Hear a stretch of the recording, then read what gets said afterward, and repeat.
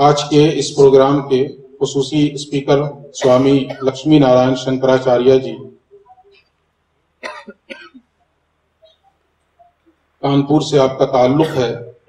الہ آباد میں انہوں نے تعلیم حاصل کی ہے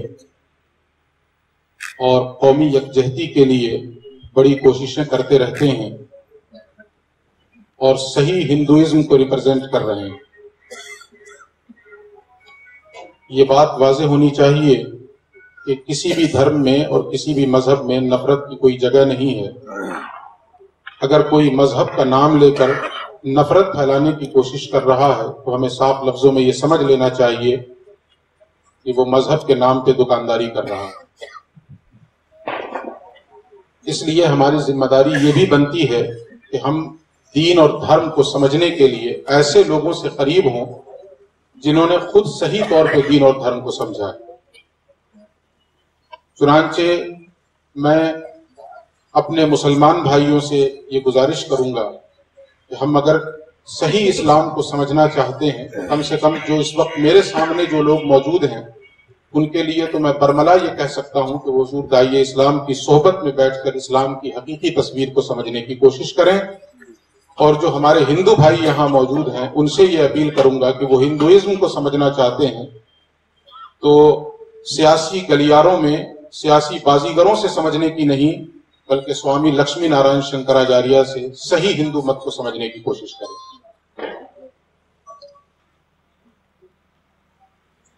ہماری یہ کوشش ہوا کرتی ہے کہ جو اس وقت ملک میں ایک کمیونیکیشن گیپ سا پیدا ہو گیا ہے، مختلف مذاہب کے ماننے والے ایک چھت کے نیچے بیٹھتے نہیں، ٹیبل ٹاک کرتے نہیں، جس سے غلط فہمیاں بڑھتی چلی جا رہی ہیں، اور مختلف مذاہب کے ماننے والوں کے درمیان جو خلیج پیدا کی گئی ہے سیاسی بازیگروں کے ذریعے، وہ خلیج بڑھتی چلی جا رہی ہے۔ حضور داعیہ اسلام کی یہ کوشش ہے کہ اس خلیج کو پاٹا جائے، اس کمیونیکیشن گیپ کو ختم کیا جائے اور ایک دوسرے کے قریب آئیں۔ جب تک ہم قریب نہیں آئیں گے ایک دوسرے کی بھاوناؤں کو سمجھ نہیں سکیں گے۔ خود سوامی جی کی ایک بات مجھے یہاں پہ یاد آ رہی ہے، ان کے بلانے سے پہلے انہی کی بات میں ضرور آپ سے عرض کرنا چاہوں گا۔ پچھلے پروگرام میں جو ان کے ساتھ ہمارا ہوا تھا فتح پور کے اندر، انہوں نے بڑی اچھی بات بتائی۔ وہ خود کہہ رہے تھے کہ ہم بھی پہلے جو اسلام سمجھ رہے تھے اس وقت جو سن سنا کر ہم نے سمجھا تھا اس کی تصویر کیا تھی اور اس کا کانسیپٹ کیا تھا، وہ کہنے لگے کہ زمانہ طالب علمی میں، اسٹوڈنٹ لائف میں، یہ سوامی جی کی بات بتا رہا ہوں، الہ آباد میں وہ پڑھتے تھے تو کسی جگہ پہ ہندو مسلمانوں کے درمیان فساد ہو گیا۔ سوامی جی کہنے لگے کہ وہاں سے ہمارا گزر ہوا تو میں نے دیکھا کہ مسلمانوں کے گروپ سے تھوڑی تھوڑی دیر پہ نعرہ تکبیر اللہ اکبر کی آواز آ رہی ہے اور ہندوؤں کے گروپ سے تھوڑی تھوڑی دیر پہ ہر ہر مہادیو کی آواز آ رہی ہے۔ تو کہتے ہیں میں نے اس منظر کو دیکھ کر یہ اندازہ لگایا کہ مسلمان جب جنگ کی شروعات کرتے ہیں تو نعرہ تکبیر اللہ اکبر لگاتے ہیں، یعنی اگر نعرہ تکبیر کی آواز سنو تو سمجھ لو کہ جنگ شروع ہو گئی۔ کہتے ہیں یہ چیز ذہن میں بیٹھ گئی۔ ایک دن اپنی سائیکل سے اسکول جا رہا تھا، دن میں الہ آباد شہر میں کہیں جلسہ ہو رہا تھا اور جلسے میں اچانک کسی نے نعرہ لگا دیا، نعرہ تکبیر۔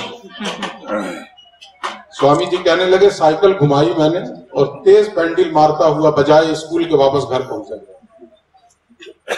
اب انہی کے لفظوں میں بتا رہا ہوں کہ بڑے بھائی نے کہا کہ ترپاٹھی اسکول نہیں گئے، تو میں نے ان سے کہا بھیا دنگا ہو گیا۔ تو انہوں نے بھی پوچھا نہیں کہ کہاں دنگا ہو گیا، کس طرح کا دنگا ہو گیا، سمجھا کہ ہو گیا ہوگا۔ کہتے ہیں دوسرے دن بھائی صاحب صبح صبح پورا اخبار الٹ پلٹ کر رہے ہیں کہ آخر دنگے کی خبر کہاں پہ، اور ایک ایک صفحے کو چاٹ ڈالنے کے بعد جب کہیں پہ رپورٹ نہیں ملی تو مجھے بلا کے پوچھا کہ ترپاٹھی تم تو کہہ رہے تھے کہ دنگا ہو گیا، کہیں تو کوئی خبر نہیں، کہاں تمہیں کیسے پتا چلا؟ کہا میں جب جا رہا تھا تو آواز آئی تھی نعرہ تکبیر اللہ اکبر۔ تو کہا اس کا مطلب کیا ہوتا ہے؟ کہا اس کا مطلب یہ ہوتا ہے کہ جب مسلمان جنگ شروع کرتے ہیں تو یہ نعرہ لگتے ہیں۔ تو بڑے بھائی نے پوچھا کیسے سمجھا یہ؟ کہا جی پچھلی مرتبہ ایسا ہوا تھا تو میں نے دیکھا تھا کہ مسلمانوں کے گھروں سے تھوڑی تھوڑی دیر پہ یہ نعرہ بلند کیا جا رہا ہے۔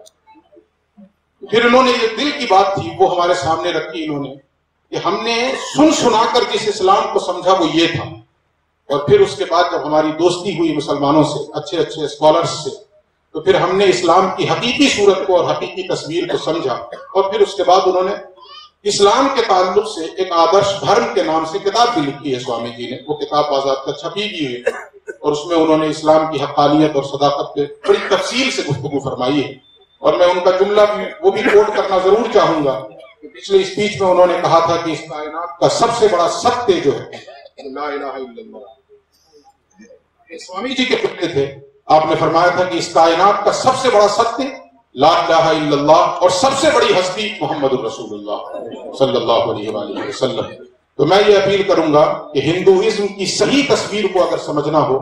تو سوامی لکشمی نارائن شنکراچاریہ جی کی صحبت میں بیٹھا جائے، ان کی کتابیں پڑھی جائے اور ان سے استفادہ کریں، تب ہم ہندو مت کو سمجھیں گے، ہندوازم کو سمجھیں گے۔